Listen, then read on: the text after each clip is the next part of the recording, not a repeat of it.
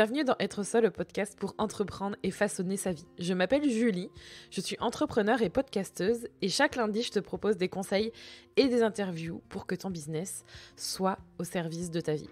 Une de mes missions, c'est de t'aider à utiliser le podcast pour transformer tes auditeurs en clients, mais je te partage aussi et surtout mon aventure d'entrepreneur, mes conseils en marketing digital et plus encore.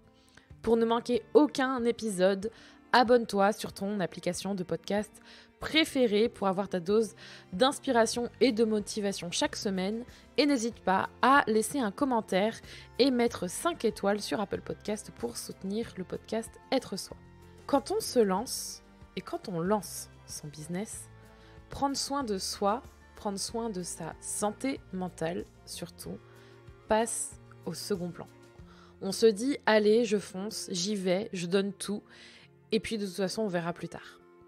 C'est comme ça que je me suis retrouvée à faire plusieurs burn-out, parce que je me suis oubliée.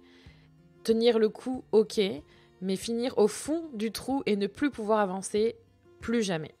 Savoir se préserver tout en construisant un business rentable et qui évolue sereinement et positivement, c'est possible. Malgré les difficultés, les tempêtes, la vie personnelle avec laquelle il faut jongler, tout peut fonctionner si tu sais t'écouter. C'est avec Stéphanie que j'ai discuté pour cet épisode. Stéphanie, c'est la directrice de l'agence social media Ota. Son parcours est vraiment riche en expérience et je la suis depuis longtemps, son évolution m'impressionne. Voir sa réussite, voir comment elle a réussi et surtout voir comment elle a évolué, ça me motive plus que jamais à continuer. Je sais que je suis dans la bonne direction et c'est un véritable modèle. Dans cet épisode, tu vas apprendre le parcours de Stéphanie, de freelance à directrice d'agence, comment faire évoluer son activité sans exploser en plein vol, comment elle a géré les difficultés, les doutes et ce qui aurait pu l'arrêter en chemin, pourquoi les entrepreneurs doivent prendre soin d'elles plus que jamais. Je te souhaite une bonne écoute. Merci Stéphanie d'être avec moi aujourd'hui. On est dans les bureaux de ton agence oui, qui s'appelle Ota. Oui, effectivement, on est dans les bureaux de Ota, qui notre bailleur c'est la CCI, donc on est place de la Bourse à Bordeaux. Ça fait une super impression. Enfin, quand on arrive, ça fait quelque chose. On se dit oula quand même, on est dans la cour des grands, tu vois. Et encore, t'es pas monté sur le toit. Je t'emmènerai. Ah, c'est vrai. Ouais. Ça va être génial. Bon, en tout cas, ça fait une forte impression. Pour commencer, toujours dans tous les épisodes avec des invités, je laisse la personne se présenter. Donc, je vais te laisser te présenter. Qui es-tu, Stéphanie ? Donc, je m'appelle Stéphanie Laporte, je dirige l'agence Ota que j'ai fondée il y a 7 ans. J'ai un associé qui dirige avec moi l'entreprise qui s'appelle Arnaud Bidou et on a racheté une autre entreprise qui est un organisme de formation qui s'appelle les experts du digital. Ok, donc du coup, ça fait un certain temps que tu bosses dans le numérique ou dans le digital. Alors d'ailleurs, du numérique ou digital ? Team les deux. Team les deux ? Ouais. Ça doit être une question qu'on te pose peut-être. Effectivement, j'ai même des copains qui sont foncièrement contre digital, mais moi, je n'ai pas de velléité contre ce mot. Ok, bon, ça, c'est une question que je voulais te poser aussi. On sait jamais. Donc, t'as commencé en tant que freelance, ça, je l'ai lu. Et du coup, je voulais savoir comment t'es arrivée au fait de vouloir te lancer à ton compte et de te lancer en freelance, déjà. Alors, je suis arrivée... c'est le fait de devoir se lancer qui est venu à moi. Ok. Pour te faire un petit background, moi j'ai commencé à bosser quand j'avais 16 ans. Au départ, on faisait des petites missions avec mon ex qui lui avait un statut parce que lui était majeur, moi pas encore. Et en fait, on faisait des sites web low cost pour compléter notre loyer. Et par la suite, j'ai eu des opportunités, notamment de réaliser. Alors, la question du free s'était posée à un moment donné. J'avais finalement fait du salariat puis du portage, et donc le free est quand même revenu à la charge parce que j'ai eu des opportunités quand j'étais étudiante, notamment de faire de la rédac dans le secteur des jeux d'argent en ligne. Voilà, c'est un pan de ma vie très intéressant et j'espère pouvoir revenir un jour dans ce milieu parce que c'était très intéressant vraiment. C'est des gens très innovants et j'ai encore des copains dans ce secteur. Et bref, j'ai eu la possibilité de faire de la rédac SEO parce que j'avais travaillé dans une agence spécialisée notamment et c'était cool. Voilà. Donc tu t'es dit pourquoi pas se lancer. T'as testé un petit peu tout en fait avant de te lancer en juste freelance. Ouais, j'étais dans une situation financière compliquée. D'ailleurs, j'ai pas pu continuer mes études, donc du coup, très clairement, le freelance s'est imposé à moi. Et puis j'avais à l'époque un autre compagnon qui était auto-entrepreneur qui donnait des cours à Supinfo. Donc j'avais vu comment ça fonctionnait au niveau administratif, c'est-à-dire quasiment rien. Donc c'était plutôt pas mal. Donc j'avais fait l'ACRE et compagnie, ce que j'ai regretté après parce que quand j'ai lancé ma boîte, vraiment une boîte là, j'aurais bien aimé la voir, mais bon, on peut pas prévoir. Et par la suite, mon activité effectivement est devenue mon activité principale parce que c'était pas prévu, mais j'ai eu un bébé. Et ensuite, je me suis retrouvée comme beaucoup de mères sans place en crèche.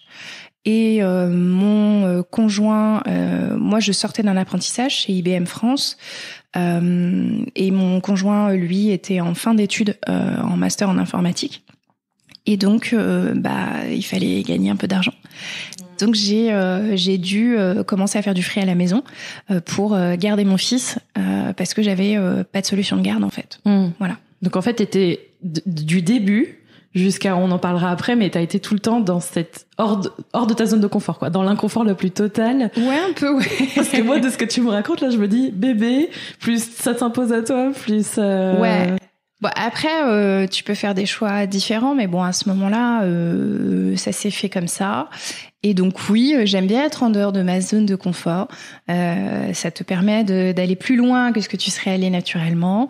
Et voilà, moi de toute façon, j'ai grandi comme ça parce que je déménageais tous les 2-3 ans maximum quand j'étais petite. Et en fait, en gros, en 3 semaines, on te dit ma mère a cette conversation avec moi et elle me dit on va partir. Donc je sais que dans 3 semaines, je vais avoir changé d'école, avoir changé de maison, avoir déménagé, avoir réaménagé, avoir défait mes cartons.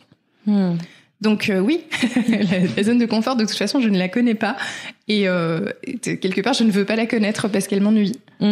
Et ça t'a servi en fait aussi dans ton expérience professionnelle de toujours rebondir en fait. Tu rebondis constamment. L'entrepreneuriat, c'est vachement de résilience. Donc des fois, t'as des coups durs dans la boîte, des fois t'as des collabs que t'aimes beaucoup qui partent, des fois t'as des. Donc c'est hyper important de prendre du recul si tu peux, et sinon à minima d'arriver à t'en remettre quoi. Oui, parce que sinon t'avances pas et t'es foutu quoi en gros. Ouais. Je suis d'accord avec ça. Et du coup, comment tu te sentais à l'époque Alors, ça a duré combien de temps ? La période de free, alors en fait entre la création de mon statut et la création de la SARL, il y a eu 3 ans au total, dont 2 ans, on va dire plein d'activité après la naissance de mon fils. Voilà. Ok. Et du coup, à cette époque, c'était moralement, émotionnellement, comment t'étais ? J'avais pas le temps de ressentir. Non, c'est ça. J'avais pas le temps de ressentir. J'avais pas le temps de m'écouter. J'étais dans une période en plus juste après la naissance de mon fils, la fameuse période postpartum sympa. Ouais. Et en plus, t'es en freelance, t'es à la maison.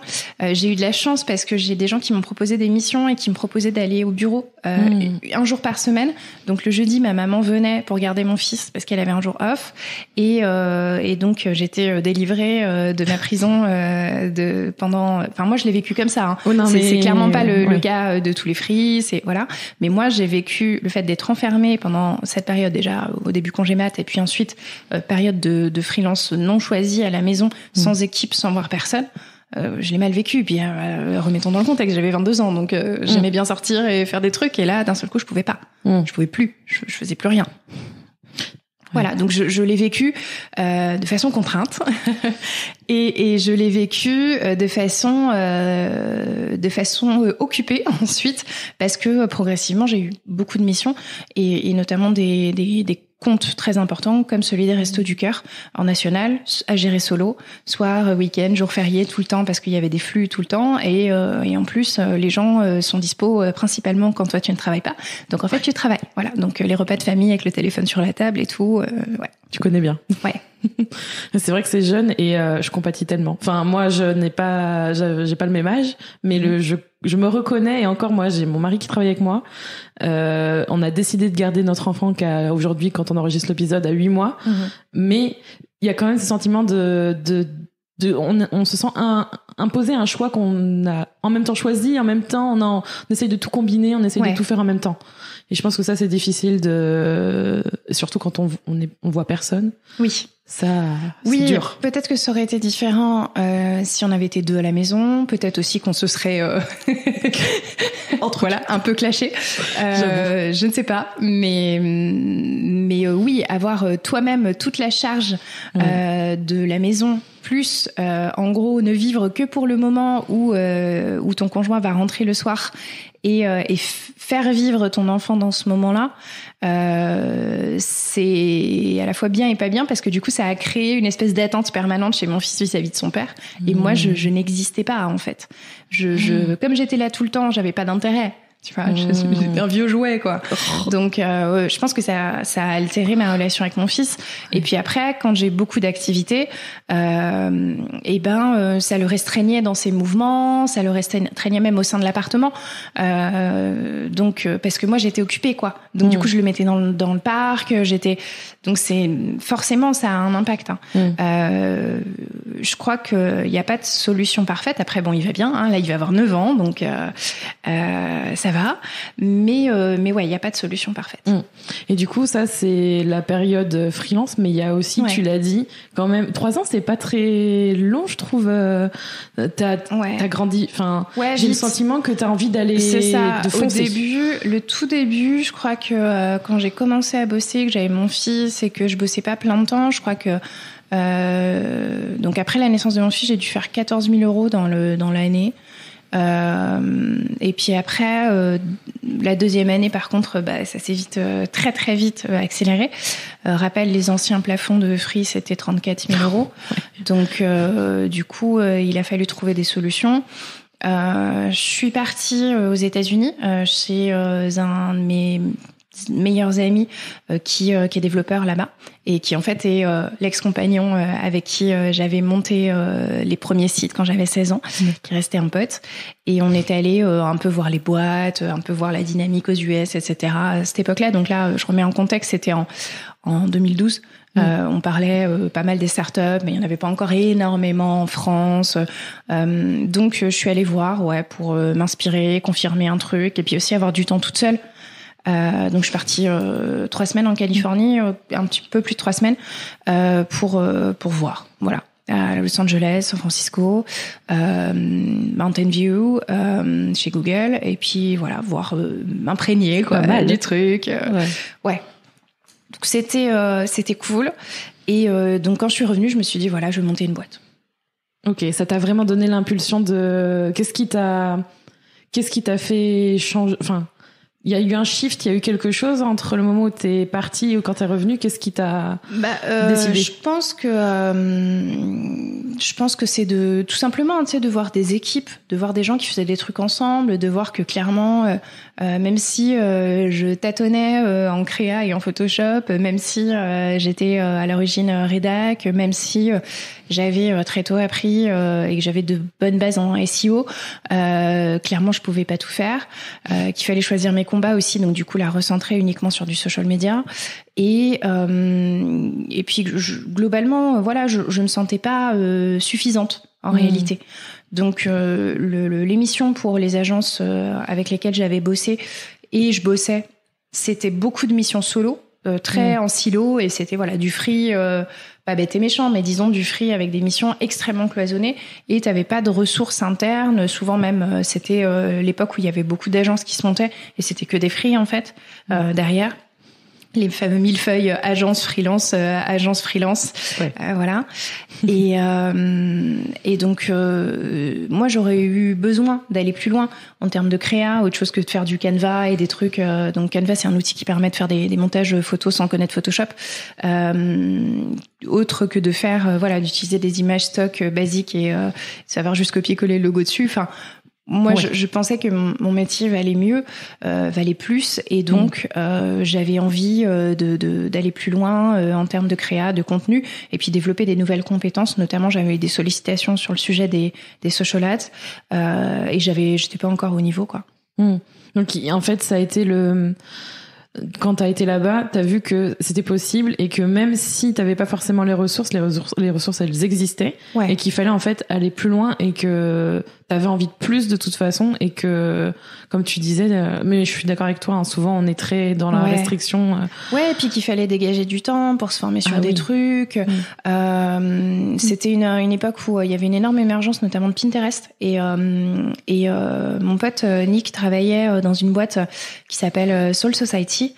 C'est une entreprise qui vend des chaussures et qui avait énormément mis Pinterest au cœur de sa stratégie e-commerce. C'était hyper innovant, et j'avais trouvé ça cool à observer, et voilà, de voir comment un pure player s'était développé comme ça, et à force de recommandations sociales avait réussi à s'implanter dans l'équivalent US des Galeries Lafayette, alors que donc encore une fois c'était un e-commerçant à la base.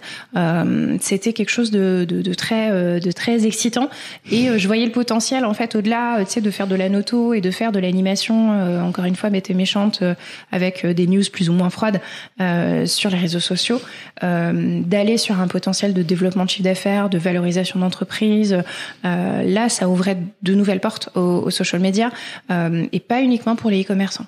En fait, t'apportais quelque chose.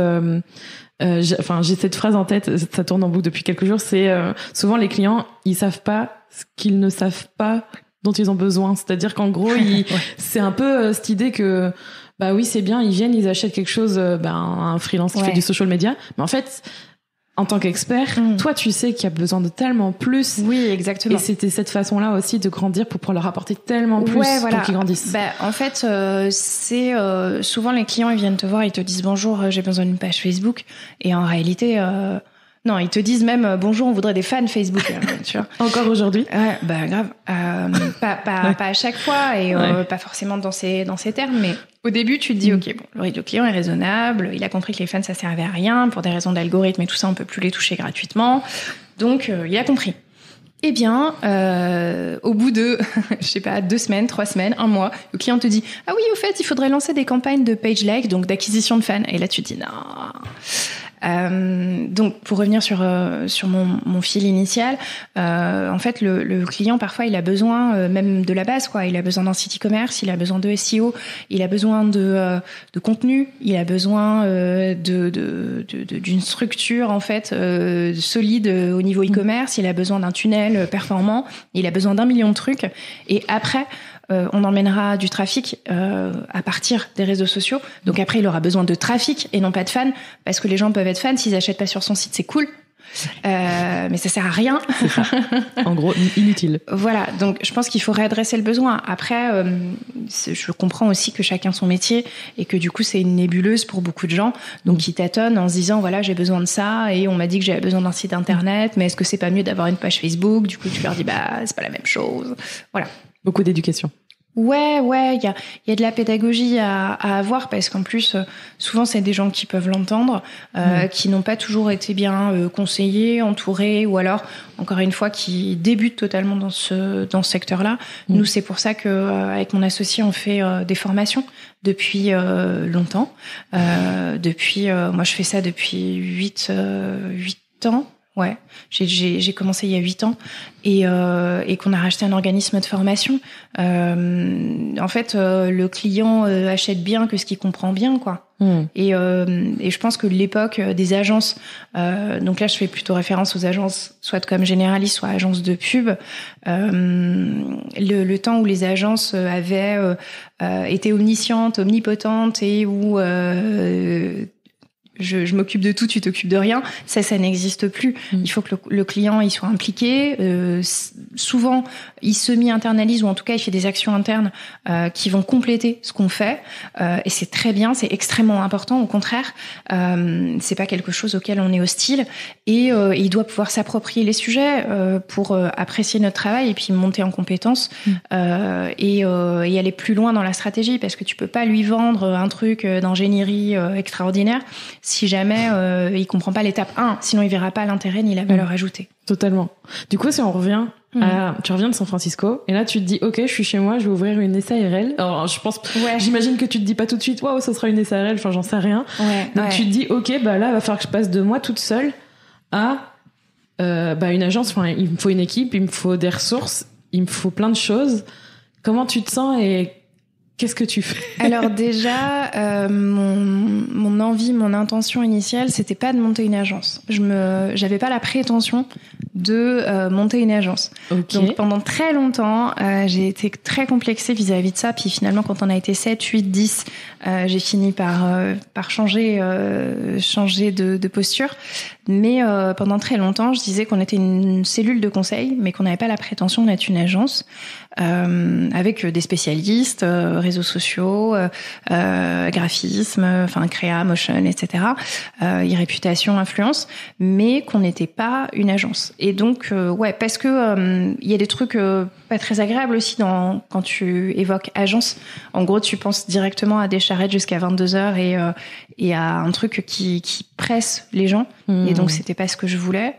Même si moi-même je les faisais, hein, mais ça c'est un choix d'entrepreneur et ça doit pas être le cas des collaborateurs, ou en tout cas de façon anecdotique et pas leur quotidien. Donc ce que je dis, c'est pas bon pour la renta. Hein. Clairement, on pourrait être plus rentable, hein, on pousse en plus les gens, mais bon. Ouais. Je pense qu'il faut le karma, tout ça. Ne fais pas aux gens ce que tu voudrais pas qu'on te fasse. C'est ça. Je pense aussi que ça dépend comment tu veux diriger et comment tu c'est pas diriger, mais c'est ta politique d'entreprise, tes valeurs d'entreprise et humaines, comment tu veux. Oui, on en reparlera, mais t'as vu ce matin, il y avait personne, parce qu'en fait, on télétravaille à volonté le matin, donc voilà, c'est pour ça. Juste pour revenir sur le mot, alors, c'est vraiment le fait de choisir cellule de conseil, c'est conscient par rapport au mot agence. En fait, dans ta tête, ça évoquait trop de choses négatives. Ouais, puis aussi, non, pas forcément uniquement du négatif, mais c'est aussi parce que il y avait des gens que j'admirais beaucoup. À Bordeaux, il y a l'agence Saint John's, par exemple. À Paris, il y a l'agence ECD à qui j'ai travaillé. Mais tu vois, pour moi, des agences, c'était des 20, 25, 30, 50 personnes. Donc, j'avais clairement pas la prétention, moi, de dire que j'étais une agence. Et en plus, je trouvais ça extrêmement galvaudé de dire je suis une agence alors que t'as un stagiaire, c'est 3 frics à qui tu sous-traites des trucs, et je l'avais vu chez trop d'agences, quoi. Voilà, chez trop d'agences entre guillemets. Ok. Donc à ce moment-là, je me dis que je vais monter une boîte parce que je dois changer de statut.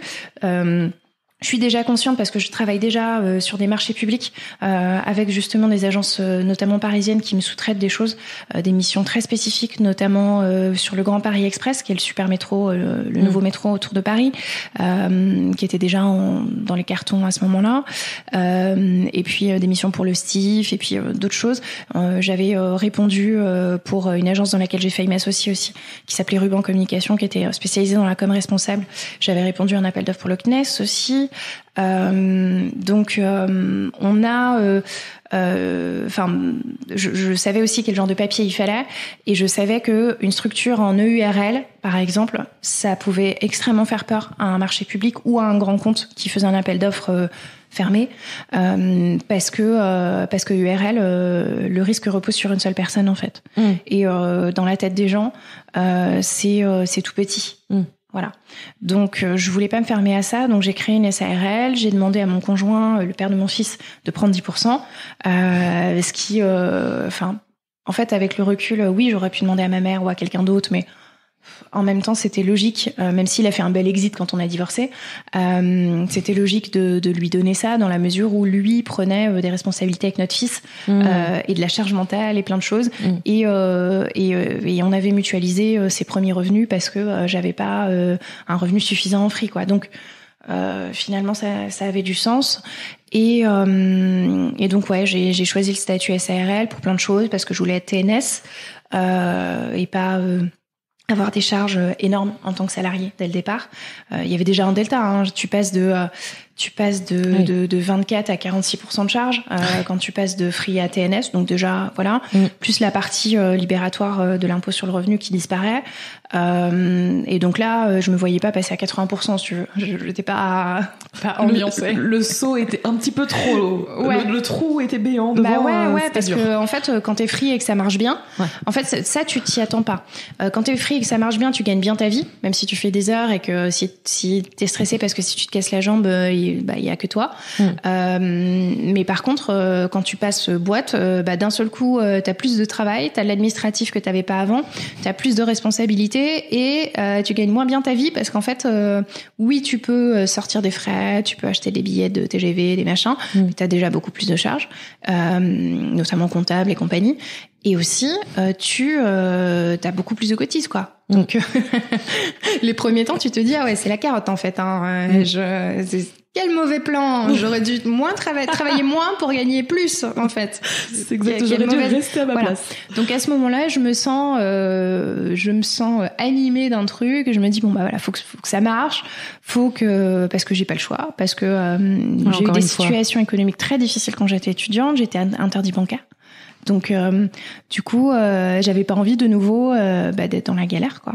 Et j'avais pas envie de faire un job alimentaire ou de faire ce que à peu près je crains le plus au monde, c'est-à-dire être obligée de faire comme ma maman et devoir entrer dans la grande distribution et ne jamais pouvoir en sortir.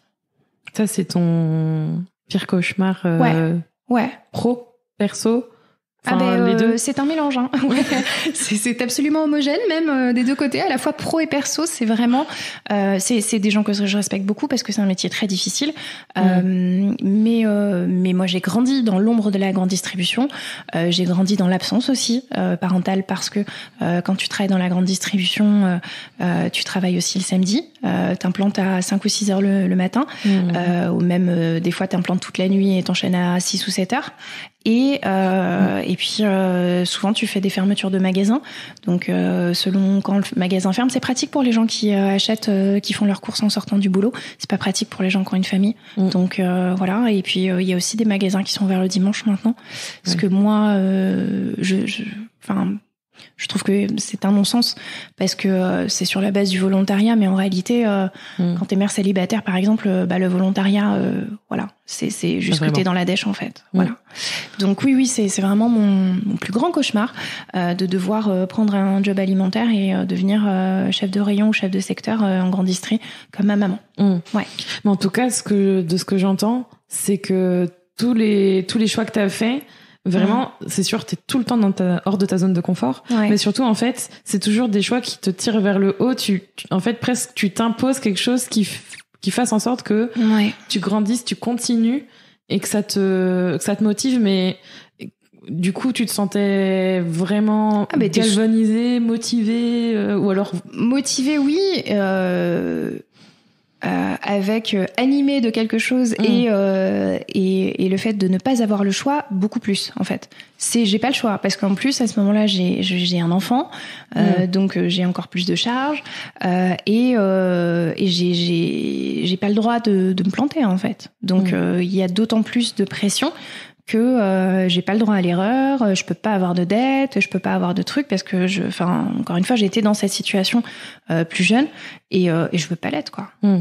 Et ça, la pression, tu la vivais bien parce que depuis quand même 22 ans, t'étais quand même pas mal sous pression. Après,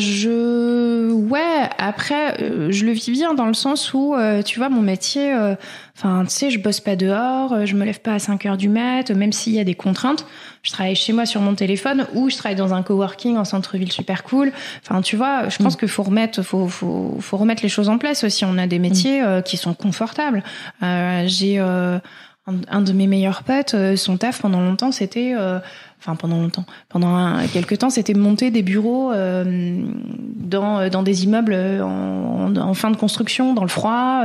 Ça a été de faire manœuvre, des trucs comme ça. Donc c'est pas rigolo, quoi. Donc on est quand même dans des métiers privilégiés parce que on gagne souvent plus que le SMIC et dans un truc confort et chauffé et assis.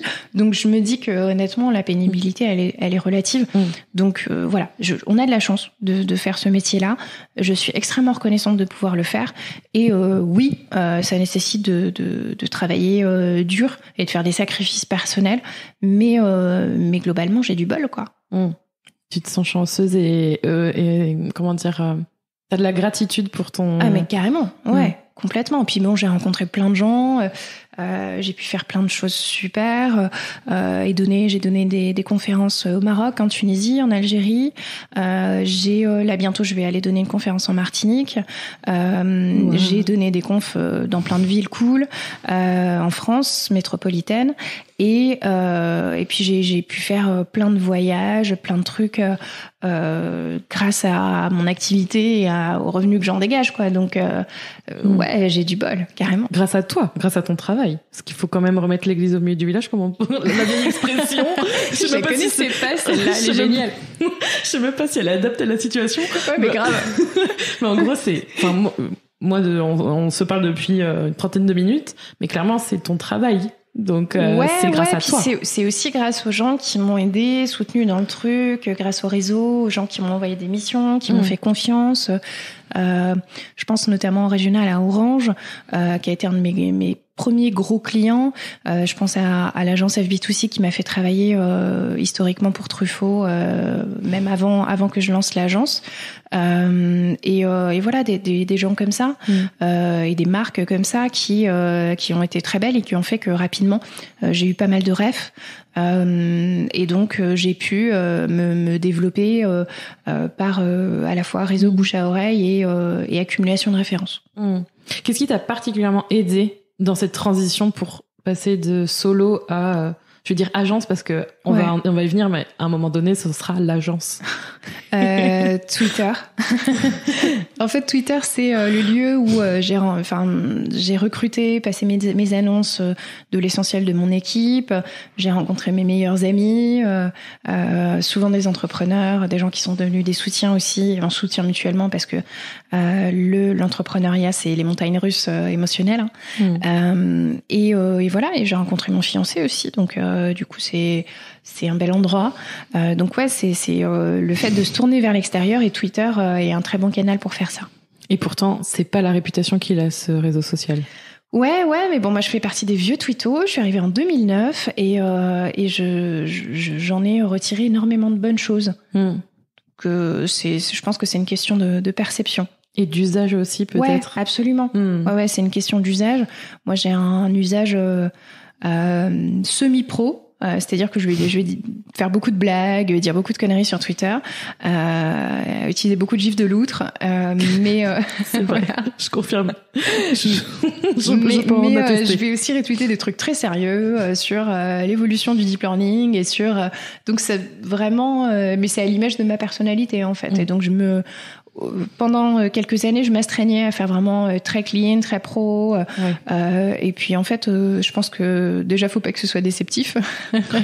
et puis aussi, c'est plus sympa quand il met un peu de toi, quoi. Ouais, il faut que ce soit quand même que ça te représente, que ce soit humain. Oui, c'est ça. Et puis du coup, il y a des gens qui n'ont rien à voir avec le métier ou la com, de façon générale, qui me suivent, plus pour les gifs de loutre que pour... Il y a des fans de gifs de loutre. Voilà. Et il y a même des gens qui rient à mes blagues, ce que je trouve incroyable. Donc voilà, il y a une personne que j'ai rencontrée il y a pas longtemps, Laure, qui m'a dit oh là là, je trouve ça génial, j'adore tes blagues sur Twitter. Je lui ai dit, bah écoute, vous allez faire un fan club de sûrement 2 personnes ou 1 personne et demie. C'est bien ça. Ouais. Moi, je sais pas si c'est bien ou si c'est inquiétant pour sa santé, mais mentale. Mais tu as donc un fan club de 2 personnes qui rient à tes blagues. Oui, c'est ça. Pas mal, les autres supportent. Et donc les autres, peut-être ceux qui sont dans ton agence, je ne sais pas, nous ne nommerons personne. Ris poliment. Parce que je suis leur employeur. Bon. Voilà. Donc c'est super d'avoir aussi une dirigeante, une associée. Comment on te gérante, nomme, ouais. Gérante, ouais. Ok, parce que ça aussi c'est le truc. Quel titre on se donne quand on commence à monter une structure Ouais, là en SARL de toute façon il fallait un gérant. Je suis majoritaire, donc du coup je suis gérante. Et donc après sinon c'est directrice ou comme on veut quoi. J'ai pas j'ai pas d'attachement particulier, sauf sur les formulaires américains je mets pas CEO. Bon voilà. Quand même. Ça fait quelque chose, mais je trouve que c'est un peu une tendance. On pourra peut-être en reparler, de mettre CEO partout. Ouais, moi je suis pas, voilà, j'ai pas de vocation, même si on a des clients américains, j'ai pas d'énorme vocation internationale. C'est plus transparent pour tout le monde de dire gérant, dirigeant, directeur ou directrice. Ouais, faut pas trop se prendre la tête avec ça. Je pense. Et du coup, ça fait quoi d'être dirigeante d'agence? Comment tu gères? En fait, il y a plusieurs étapes. Il y a une étape qui est très difficile. C'est l'étape où t'es pas encore entouré. C'est-à-dire que t'es en croissance, mais t'as pas encore assez de fric pour pouvoir te faire aider, notamment sur l'administratif, sur le financier, sur tout ça. Et donc, à ce moment-là, ça fait essentiellement mal. Mal comment? Mal d'un point de vue fatigue. Enfin, je disais dans un autre podcast, il y a, tu vois, il y a des monstres de la Silicon Valley qui disent que si t'es pas prêt à travailler 80-90 heures par semaine les 2 ou 3 premières années de ta boîte, t'as pas envie qu'elle réussisse. Quelque part, c'est horrible, mais c'est vrai, quoi. Donc, ça fait mal de travailler autant, d'être fatigué, dormir 4 heures par nuit, de fonctionner, de maintenir ton corps comme si c'était une machine. Tu mets juste de l'essence dedans et tu repars, quoi. Donc, ça fait mal, physiquement, mentalement, ophtalmiquement. Ça fait mal. Sur l'écran. Ouais. Et du coup, ça a duré combien de temps? Ça a duré vraiment les 3-4 années dont... Ouais, c'est ça, les 3-4 années. Okay. Au bout, en 2016, donc j'ai monté en 2013. En 2016, je suis partie en congé mat parce que j'ai eu un deuxième enfant. Donc j'ai un peu ralenti à ce moment-là et j'ai surtout arrêté de bosser le week-end. Mais c'est le moment où j'ai arrêté.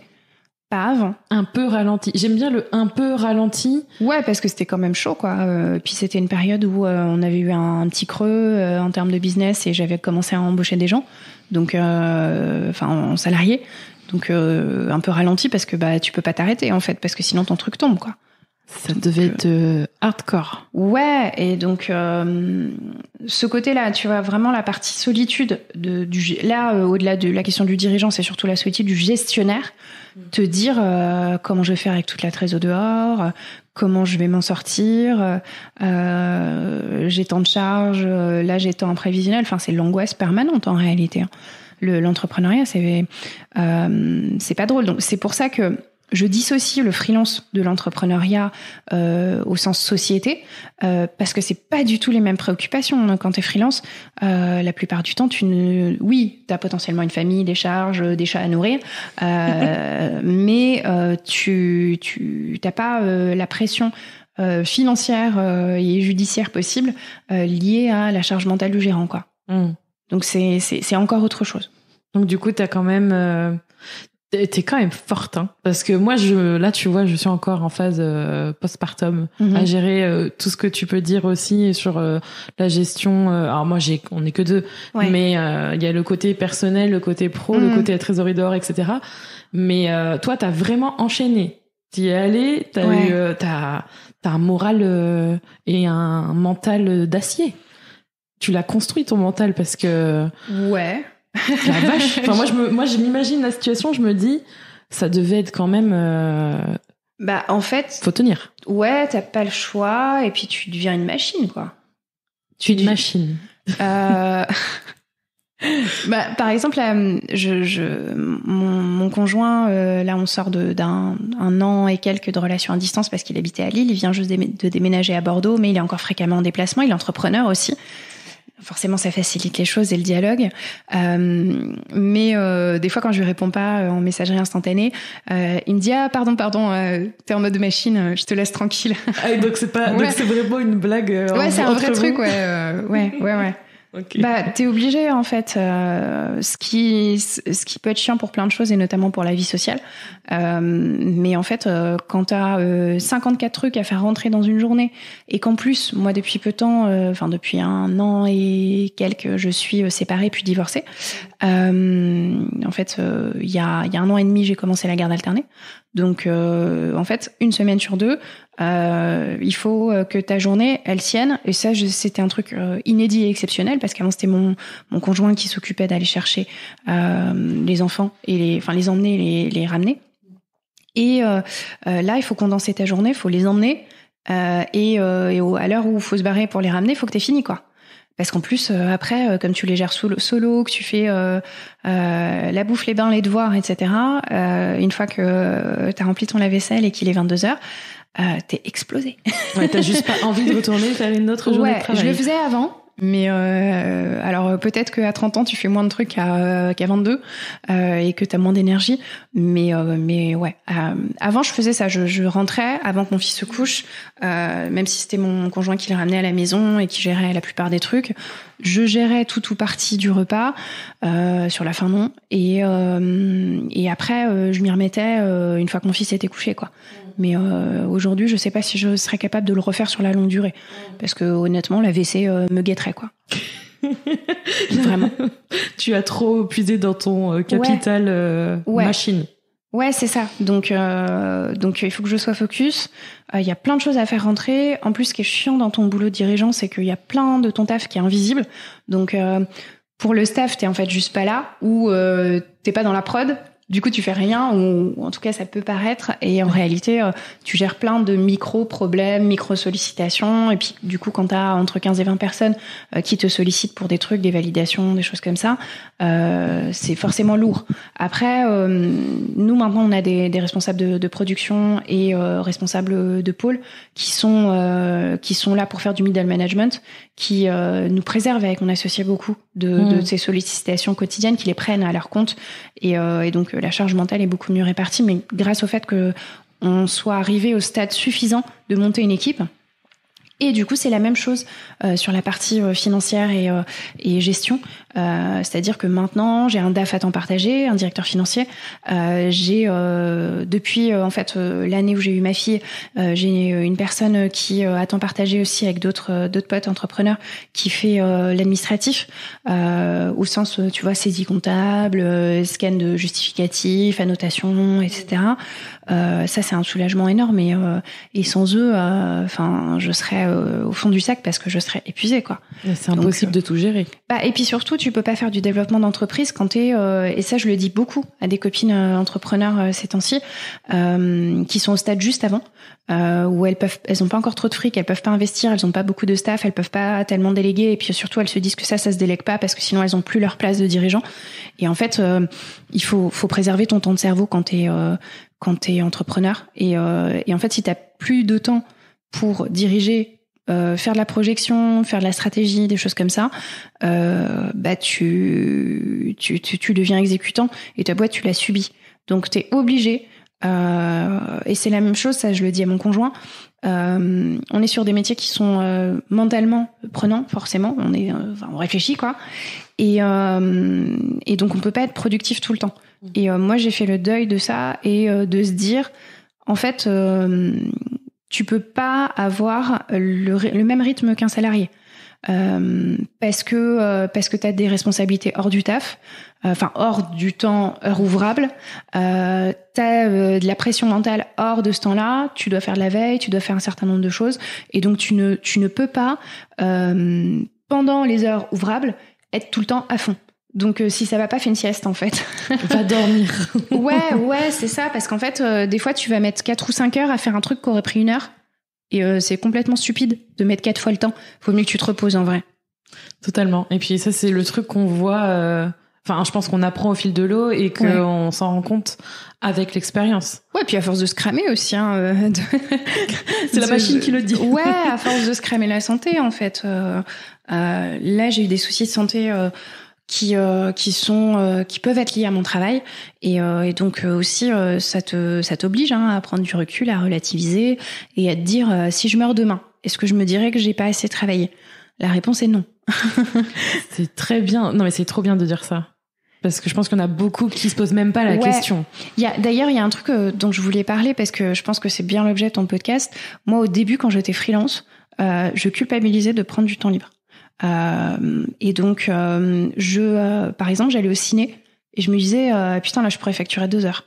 C'est horrible d'en être à ce point-là, mais en fait je me disais ouais mais là je pourrais gagner ma vie et puis ça ce serait mieux et puis du coup tu prends pas de vacances, tu prends pas de week-end, tu vis pas, tu culpabilises, tu chronomètres quand tu dors et tout. Tu dis alors attends, là si je dors 4 heures j'ai mal au crâne, mais j'ai remarqué que si je dors 3h30 je fais qu'un seul cycle et du coup ça va.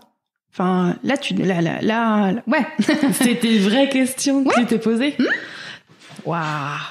Non mais alors moi j'en suis pas au stade de chronométrer le sommeil, mais j'en suis au stade de ok, si je peux passer ça dans certaines heures, enfin plus trop maintenant vu qu'à force de faire des burn-out au bout d'un moment voilà. je dis ok, mais on va dans le mur, mais je comprends ce que tu veux dire, mais tu vois cette culpabilité de dire ah ouais mais là je bosse pas, puis là je suis pas productive et tout, et tu vois mon nouveau conjoint il était dans cette situation, je te le disais il est entrepreneur, et je lui disais mais va prendre un bain. Détends-toi, fais des trucs pour toi. Et tu vois, des fois, c'est le milieu de la journée. En plus, il a pas de staff, il a pas de bureau. Enfin, et maintenant, il est en coworking. Mais avant, il avait pas de bureau à l'extérieur de la maison. Donc, je lui disais, mais promène-toi. Tant pis. Enfin, tu t'imposes des horaires de salarié. Alors qu'il n'y a pas de raison particulière, faut juste que tu sois joignable pour tes clients ou en tout cas que tu répondes dans un délai raisonnable. C'est pas pour ça qu'il faut glander, mais il y a des fois où tu vas te lever à 7h du mat et tu vas faire l'équivalent d'une journée de taf jusqu'à midi. Ensuite, ça sert à rien de rester sur ta chaise avec des allumettes sur les paupières pour garder les yeux ouverts alors que t'es défoncé et que visiblement tu vas rien produire jusqu'à 18h et tu vas traîner sur internet, errer comme une âme en peine et rien produire. Et en fait, enfin, tu vois, moi je dis ça parce que non pas parce que je juge, hein, c'est vraiment que j'ai été dans cette situation et en vrai, des fois, t'as juste besoin de te reposer, de respirer, d'aller au hammam, d'aller à la piscine, de faire du yoga, et en fait, le self-care, c'est vachement important pour la santé mentale. Et souvent, la santé mentale des entrepreneurs est vachement négligée parce que tu dois être une machine. Donc, ce que je dis, tu vois, c'est pas une injonction à l'être. C'est qu'au début, j'ai pas eu le choix et que c'est malheureusement nécessaire les premières années. Mais quand ça commence, j'en avais besoin à ce moment-là aussi, d'un point de vue psychologique, pour plein de raisons. Tu vois, dépression fonctionnelle. Donc, du coup, comme je produisais, j'allais bien. Et donc j'étais dépendante à cette adrénaline de la production et de la croissance et du développement. Donc finalement c'est un truc positif même si c'est empreint de négatif à l'origine. Mais dès le moment où tu en souffres profondément, où tu atteins tes limites physiques et ou mentales et où voilà, tout n'est qu'une souffrance. Enfin déjà je pense qu'il y a beaucoup de gens qui sont freelance ou qui sont dans certains cas, plus rarement, entrepreneurs au sens entreprise, structure morale, qui ne devraient pas l'être. En fait, il y a une injonction à l'entrepreneuriat aujourd'hui. En fait, les gens vont chercher la flexibilité. Ils vont se retrouver enfermés dans un truc, dans un modèle qu'ils n'ont pas choisi et dépendants d'apporteurs d'affaires, de clients qui vont les remettre dans un modèle de salariat. Donc, ils vont avoir tous les inconvénients et la précarité, mais pas davantage. Le freelance, enfin si t'es freelance, c'est pour pouvoir faire ce que tu veux à l'heure que tu veux, dans les conditions que tu veux. Et si tu veux bosser depuis Amsterdam, tu le fais quoi. Bosser dans les locaux du client à plein temps et te faire bolosser, c'est pas de l'entrepreneuriat en fait, hein, c'est du salariat déguisé. Donc faut arriver à remettre les choses en perspective dès le moment où ça crée un malaise. Déjà, enfin, faut te faire aider, en parler à quelqu'un et tout, et surtout voir dans quelle mesure les choses viennent de toi et dans quelle mesure le travail est ou pas toxique pour toi, en tout cas sous cette forme. Il y a aussi plein de gens qui sont traumatisés par le salariat et donc qui deviennent freelance parce qu'ils ont une mauvaise expérience en entreprise. C'est pas non plus une bonne raison pour laquelle on devient freelance, parce qu'encore une fois, c'est des gens qui sont très fragilisés et donc qui vont être très vulnérables à des clients toxiques, des situations toxiques, qui vont se faire bolosser, qui vont avoir des impayés, qui vont se faire bousculer fortement sur leurs tarifs, qui vont se brader parce qu'ils ont l'impression de rien valoir, qui travaillent pour travailler mais qui survivent en réalité. Donc de nouveau, c'est quelque chose de compliqué à aborder et c'est très dur. En plus, là, malheureusement, comme il y a une incitation à devenir auto-entrepreneur, enfin micro maintenant, et il y a une incitation à améliorer les chiffres artificiellement de Pôle emploi, actuellement... tu vois, là, je l'ai vu il y a pas longtemps. Je l'ai dit en introduction, notre bailleur, c'est la CCI. Et je suis allée l'autre jour à récupérer des trucs dans le bâtiment principal, parce que nous, on est dans le bâtiment d'en face, on est complètement séparés. Et en fait, tu le vois, la CCI, c'est devenu l'antichambre de Pôle emploi. Et ça devrait pas l'être. Encore une fois, l'entrepreneuriat, c'est quelque chose de très dur, qui va impacter ta vie, potentiellement ta santé et aussi beaucoup ta vie personnelle. Il y a un taux de divorce et de suicide chez les entrepreneurs qui est absolument énorme. Donc, faut pas qu'on te pousse là-dedans comme si c'était rien, quoi. C'est un gros truc, quoi, dans ta vie. Et l'échec lié à l'entrepreneuriat et même potentiellement les dettes que tu peux créer suite à une création de projet, c'est pas neutre, quoi. Donc, moi, le tous entrepreneur, j'y crois pas du tout. Et je pense que c'est des gens qui ont des structures mentales bien particulières, qui réussissent dans l'entrepreneuriat, et les gens qui se plantent, c'est pas forcément de leur faute. C'est soit une histoire de mauvais accompagnement, product market fit, time to market, pour reprendre les expressions Startup Nation. Donc voilà, mauvais timing, mauvais encadrement et tout ça. Oui, mauvais produit, mais et aussi parce qu'ils n'avaient pas 6 mois de trésor d'avance parce qu'ils venaient pas d'une famille très fortunée. Ça peut aider. C'est vrai. Voilà. Donc, pour plein de raisons, des fois pour des raisons bancaires aussi, de mauvais accompagnement, ça plante parce que la banque dit non. Donc, voilà, la trésor, c'est fini. Et donc, tu fermes tout. Tant pis, tu liquides. Donc, on pousse les gens vers ça, et on les emmène, tu vois, on les mène à l'échec, quoi. Et c'est des trucs dont beaucoup de gens peuvent pas se relever. Beaucoup. Et surtout, comme tu dis, il y a une véritable injonction. Et on parle pas non plus... Alors, on met beaucoup en avant le fait d'être libre, c'est génial de pouvoir... mais on peut être son pire patron, en fait. Ouais, exactement, parce que ouais, tu te mets des impératifs, des injonctions, tu te prives de temps libre, tu te dis que si ça marche pas, c'est de ta faute, t'as l'impression de rien faire et rien produire et de brasser de l'air toute la journée. En plus, il y a des trucs que tu peux pas faire, mais du coup, tu peux pas le déléguer parce que t'as pas de fric. Et donc, t'es livré à toi-même. Et donc, tu t'es responsable, c'est le rêve américain, en fait, hein. T'es responsable de ton propre destin. Mais du coup, comme t'as pas de fric à la base, t'en auras pas, tant pis, c'est comme ça. Et il y a pas de ruissellement, en fait, hein. T'en as pas, tu sors pas. C'est très rare, en fait, des gens qui sont pas issus de la reproduction sociale et qui réussissent.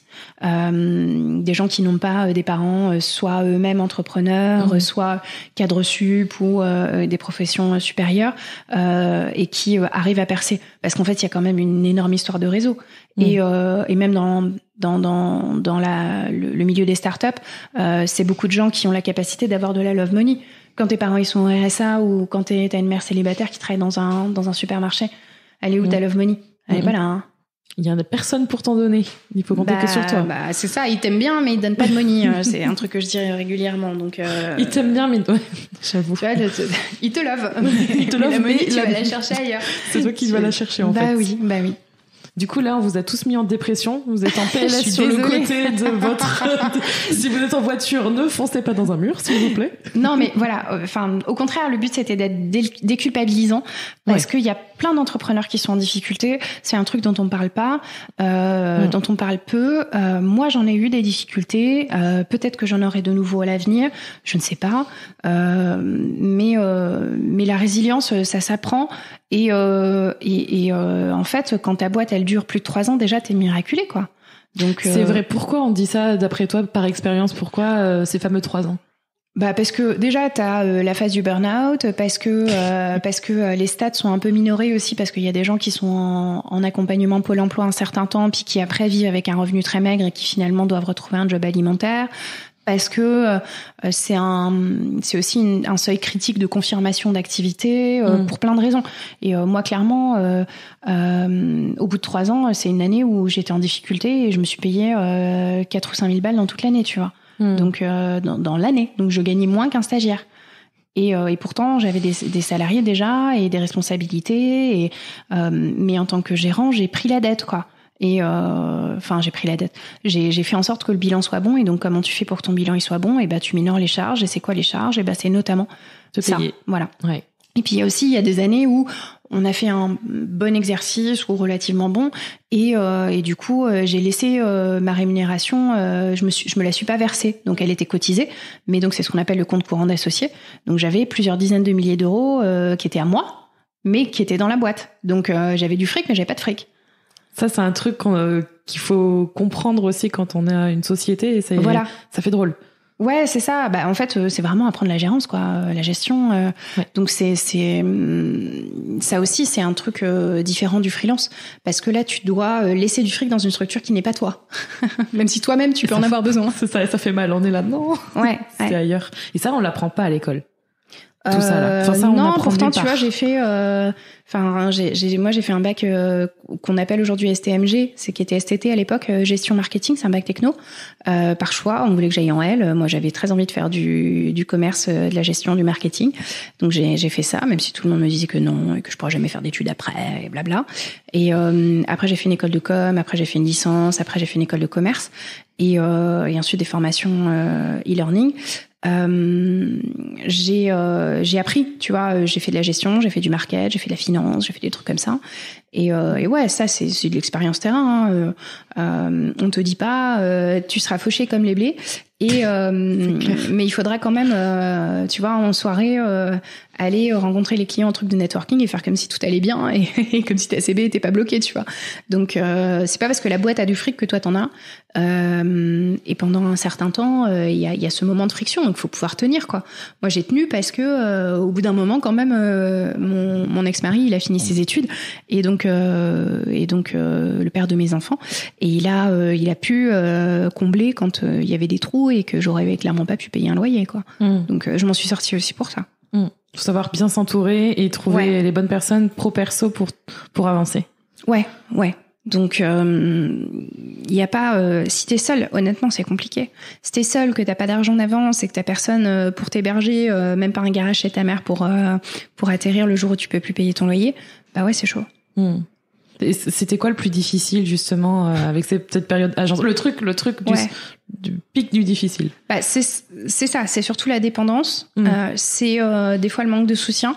Moi, au tout début, après, il m'a beaucoup plus soutenue, mais mon ex-mari, il y a un jour où je faisais les heures qu'on a évoquées, il m'a dit mais ça sert à quoi, pourquoi tu fais ça?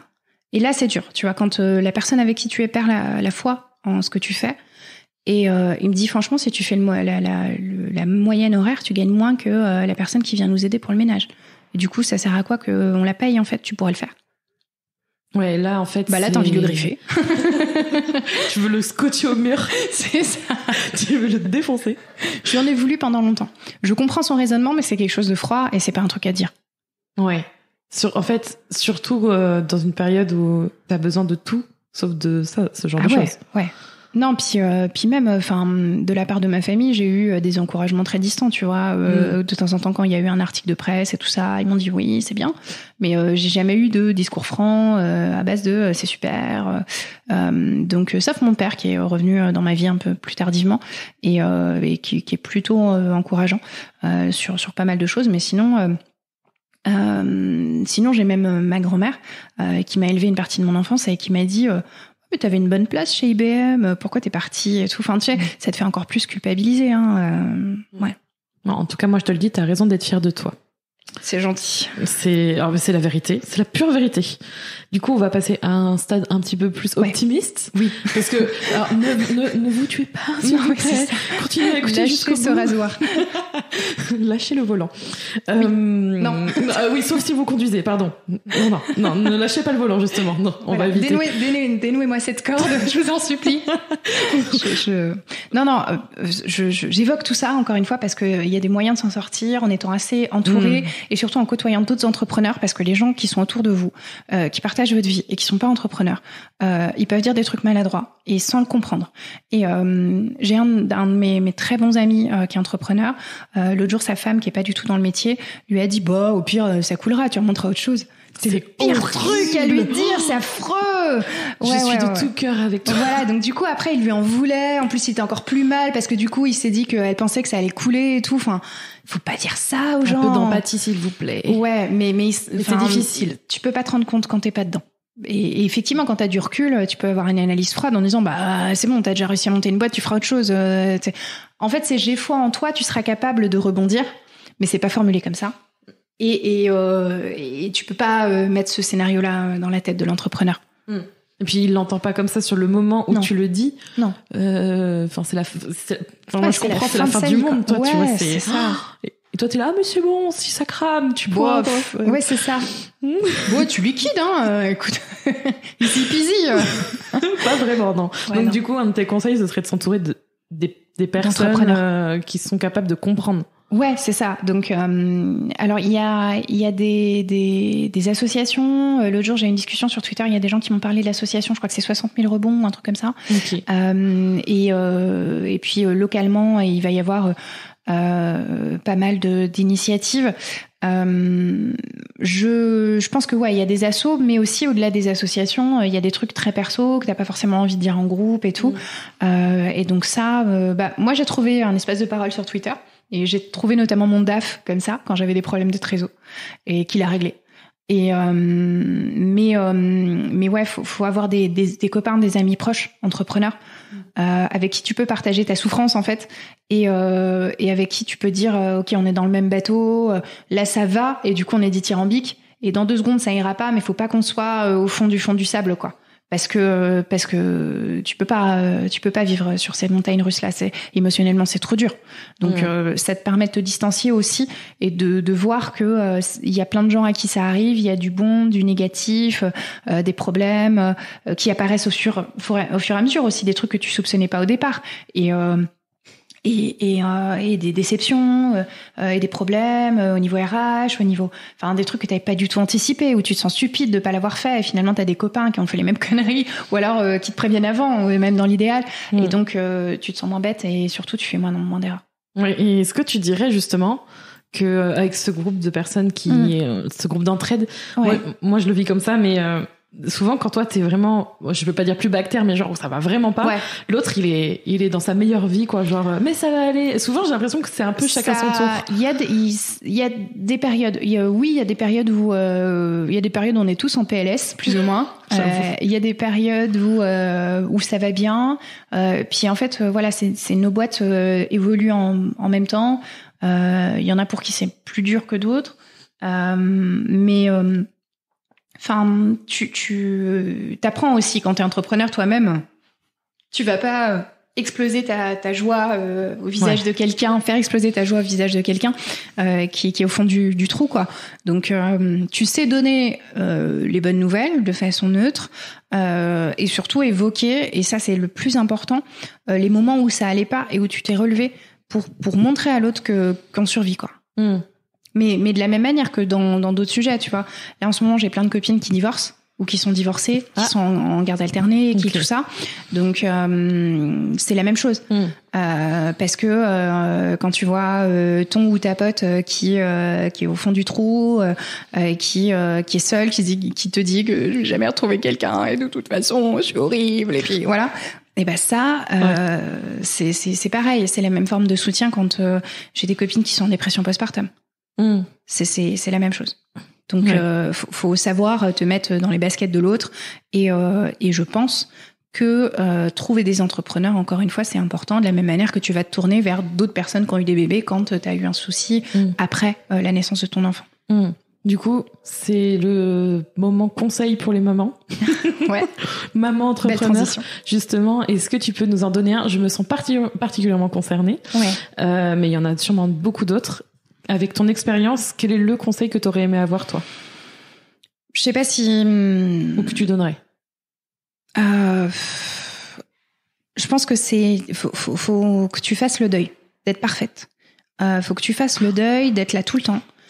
Et de rien manquer. J'ai eu les 2 situations. Moi, j'ai eu la situation d'être là,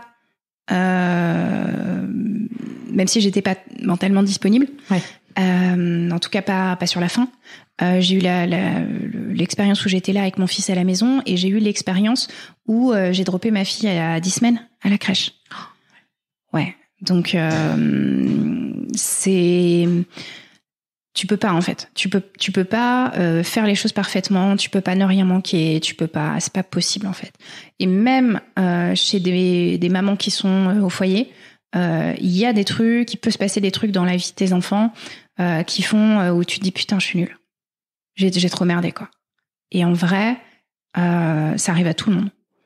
Et dès le moment où déjà tu réagis, t'as de l'empathie, et c'est comme dans l'entrepreneuriat, tu t'entoures, tu vas demander conseil, et à des pros si possible, et tu fais tout ce qu'il faut.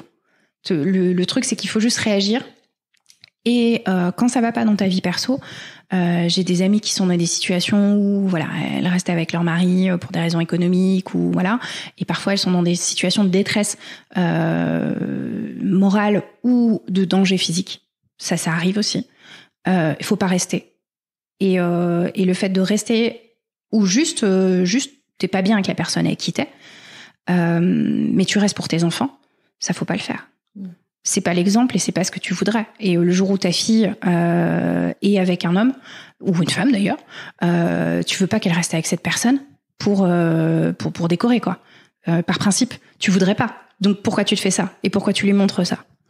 Donc le conseil, c'est que tu peux pas être parfaite, qu'il faut t'entourer, qu'il faut prendre des décisions parce que, en ayant en tête qu'ils te regardent, tes enfants, ils absorbent et que si t'es pas bien, ils seront pas bien. Donc, il faut aller dans le sens du self-care, de nouveau, de la santé mentale, de tout ça, et faire des choix pour être bien. Et donc, c'est le temps de qualité qui va compter avec tes enfants, et les activités de qualité et ton épanouissement. Si t'es là mais que t'es malheureuse, ça n'a pas de sens. Si t'es là et que t'es pas là, en fait, ça n'a aucun sens. Exactement. Ou que t'es l'ombre de toi-même parce que t'es ou diminué par quelqu'un ou écrasé par la situation. Donc, entreprendre ou pas entreprendre, ça dépend de ta personnalité et de finalement si tu fites avec ça et si ça te fait plus de bien que de mal. Et c'est la même chose dans ton couple et c'est la même chose dans tes relations. Et donc, aussi, il y a des mères qui se rendent compte, et des pères aussi, qui se rendent compte que la parentalité, en fait, c'est pas du tout pour eux. Et ça, c'est un truc dont on parle pas non plus. Ah ouais, non. C'est pour ça qu'on a fait un autre podcast sur la parentalité. Et ben voilà, écoute. Et ça arrive, en fait. Ouais. Et les gens ont énormément honte de le dire. Tu peux ne pas être fait pour la parentalité ou l'embrasser plus tardivement. Et il y a des moments dans ta vie, c'est pas pour ça que t'abandonnes ton enfant, mais en tout cas, de déléguer certaines choses et encore une fois, d'avoir du temps de qualité, te permet de réaccéder à ta parentalité et à une relation de qualité avec tes enfants. C'est super important. Vous êtes le moteur de votre vie et si vous oubliez, après c'est ça. C'est déceptif pour tout le monde en fait. Ouais, puis si tu te fous en l'air, on a fait quoi? On a tout gagné. Voilà. Donc non. Ne le faites pas. Non, on rit nerveusement, mais vraiment, c'est des situations qui sont graves en fait. Ouais. Donc, désolée, j'ai encore cassé l'ambiance. Non, mais je trouve que c'est aussi important de parler des choses dont on ne parle pas parce qu'en fait, il y a tellement de... Bon, moi, je pense à Instagram, les réseaux sociaux, d'autres podcasts, d'autres contenus. Ouais. Mais même sur la parentalité, les trucs beaux, c'est bien.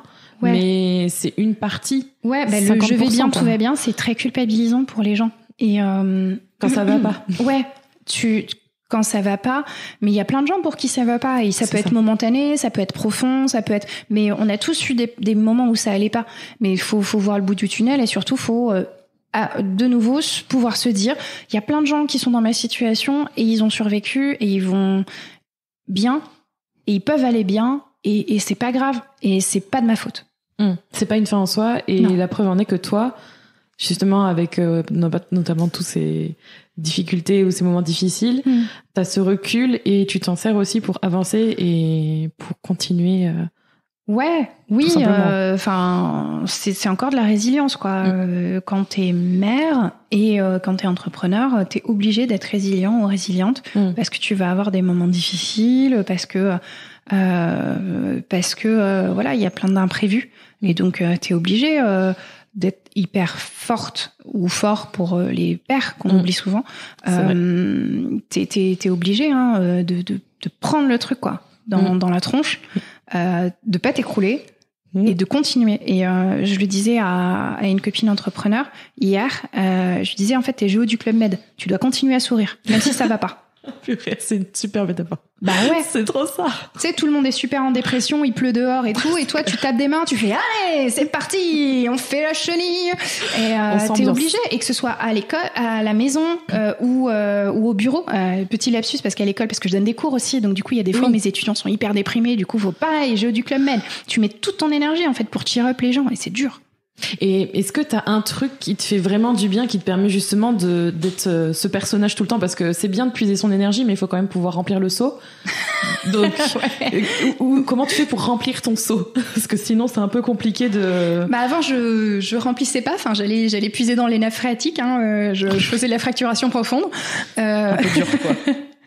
Mais voilà, au fil du temps, j'ai re-rempli en ayant ces moments où je me dis tant pis, là je vais je prends du temps off, ou là je fais une semaine de télétravail, donc je vais pas être à 100%, mais par contre je vais bosser, mais je serai je sais pas, à Porto, à Bilbao, à Amsterdam, voilà, dans une autre ville. Donc c'est via les voyages, et c'est via cette évasion, cette découverte, ou tout simplement ces moments où je suis en déconnexion forcée.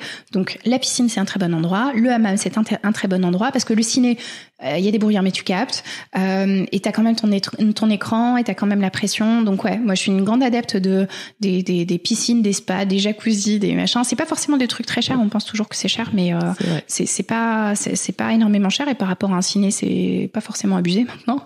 C'est vrai. Et ouais, sinon j'ai essayé un truc plus cher. J'ai essayé les questions d'isolation sensorielle. Tu sais, c'est les bulles où tu flottes là. J'ai testé ça, je trouve ça génial. C'est un truc, alors pareil, hein, ça fait très New Age, machin, mais c'est vraiment cool. Et puis tous tes muscles sont relaxés. Moi, je fais pas mal de sport. Ça aussi, le sport, c'est un bon moyen de se retrouver. En fait, c'est encore du self-care, quoi. Tu t'occupes de toi. C'est comme ça que tu remplis le seau. Donc ça, c'est une bonne façon de remplir le seau, et j'essaierai les bulles, je vais me le noter. Ouais, ça a vraiment l'air cool. Ouais, ça, je te le recommande. C'est quoi ta plus grande fierté avec ton activité? Mon équipe, sans aucune hésitation et sans aucune réflexion. C'est d'avoir pu monter une équipe qui sort des trucs de ouf, qui sort des trucs auxquels j'aurais pas pensé, qui arrive à, sans moi, faire des trucs. La meilleure récompense, c'est d'être dispensable. Ouais, je vois ce que tu veux dire. Qu'ils avancent sans moi, sans toi, et que tout roule, et que tu sois que tu vois en fait le truc. C'est comme quand tes enfants deviennent adultes, ou en tout cas grands. Ils sont c'est des êtres humains fonctionnels et distincts de toi, ce qui est dur, hein, pour certains parents, mais c'est génial en fait. C'est trop bien. Ça veut dire que t'as fait le job, t'as transmis ce qu'il fallait, et puis dans le cadre du recrutement, parce que on n'est pas dans la même situation, t'as su recruter des gens malins, autonomes, et même souvent plus malins que toi. Donc c'est cool, et ça veut dire que ça marche. Le conseil pour les personnes qui souhaitent se lancer, le seul s'il y en avait qu'un seul que tu devais donner. Tester des trucs, si jamais par exemple c'est un projet entrepreneurial autre que du conseil, du service, même si c'est du conseil, testez à moindre coût. Vous mettez pas trop en danger, parce que c'est facile, hein, pour les gens de dire ouais, mais lâchez votre job et laissez ça. Mais par contre, vous tâtez pas trop longtemps. Moi, ce qui marche dans ma vie, c'est que je prends des décisions rapides, en pro comme en perso, et donc du coup j'essaye un truc, et je teste, j'itère. Si ça marche pas, j'arrête. Je fais vite le deuil. J'ai 2 side projects d'entreprises qui ont échoué. Une première tentative d'association qui avait échoué. Donc ça aussi, c'est important de le dire. Là, j'ai un nouveau side project que j'espère pouvoir mener à bien. Mais faut tester rapidement, et lancez-vous, quoi. Mais c'est clair que si vous n'êtes pas multimilliardaire, limitez bien sûr la casse sur votre perso, votre famille. Il faut pas que vous soyez que vous vendiez votre maison et tous vos biens parce que vous avez échoué dans une boîte. Ça c'est dur, quoi. Faut pas se mettre en dette non plus. C'est quelque chose que tu vois beaucoup? Ouais, je fais du mentorat dans des incubateurs, accélérateurs, et puis aussi naturellement j'ai des anciens étudiants. Je dirige un master à l'INSEC, on l'a pas évoqué. J'ai des anciens étudiants qui viennent me voir quand ils ont un projet. Ouais, il y a des gens qui se mettent dans des situations un peu chaudes, hein. Après, nous on est dans des métiers faciles, encore une fois, parce que nous on fait du service. On achète un ordi, 2 ordis, un bureau, 4 chaises, c'est bon. Un café, c'est bon. Ouais. Et il y a des gens, ils achètent un fonds de commerce, ils rachètent un bail commercial, ils achètent du matériel et tout. Quand tu produis des trucs physiques, ça c'est encore un autre taf, quoi, un autre métier. Donc là, t'es obligé de t'endetter quand même un peu. Ouais. Mais il faut que la dette mentale et physique soit proportionnée, et encore une fois que ça vous fasse sur le long terme plus de bien que de mal. Faut penser au long terme quand même. Ouais, mais par contre, au début, tu peux pas t'écouter. Et j'ai accompagné des entrepreneurs et des entrepreneurs en incubation qui